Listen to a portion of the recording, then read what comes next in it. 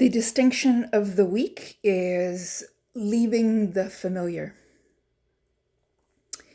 Now, our ego does not like change. So, leaving the familiar is a very difficult thing to do for the ego. We live in a very parasitic society. Our financial system is parasitic. Everything about, especially today, our world is parasitic. And so we've learned to be parasitic. We've learned to manipulate and control because of our own fears and our own insecurities. We have learned to manipulate and control. And so the call to leave the familiar is the call to leave what we're certain about. And in relationships, that is treating relationships like a covenant as opposed to a contract. A covenant is inherently supportive and recognizing the divine in each other, whereas a relationship based on ego is on contracts and is all about transactions and what we can get from the relationship.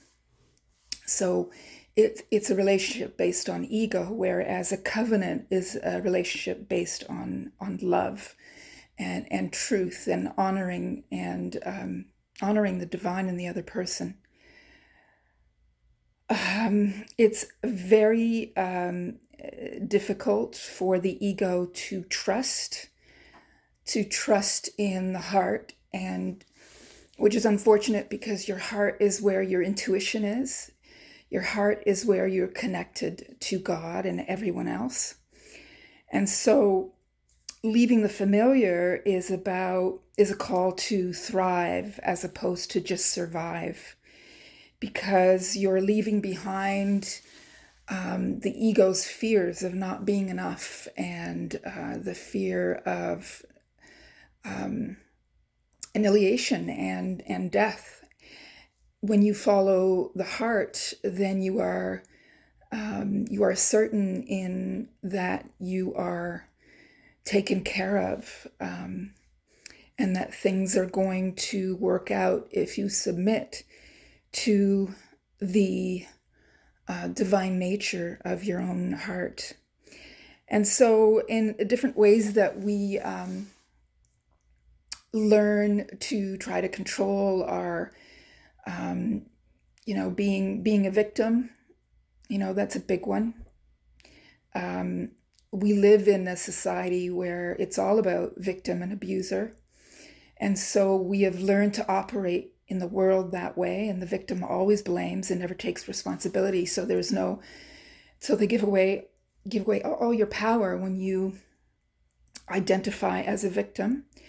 Or we try to be heroes and prove that we are worthy of love by going out there and saving the day or saving other people, and not allowing people to use their own capacity to hero themselves. And then of course there's the villains in that triad where people poke and prod and cause all kinds of trouble in order to be proven that they are still lovable. So those are the ways that we try to control. But we are